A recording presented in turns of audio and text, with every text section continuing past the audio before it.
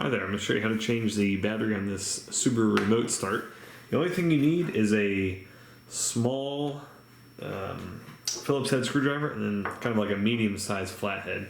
And then you also need your replacement battery. This takes one of the 2032 batteries. You can get these on Amazon.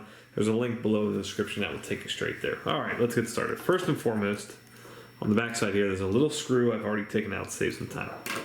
That's what you need the Phillips head for. Once you have that out, there's a little notch right here.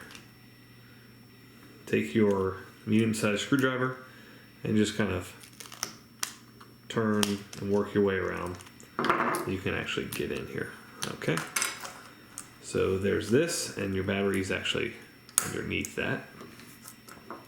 Go ahead and you can just take your screwdriver and pull out the old battery. And you can see this is plus side down. So take your new battery. You can also see in there plus side. Put it plus side down.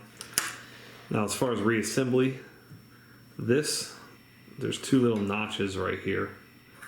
Those go in this little notch here. So let's put this back here.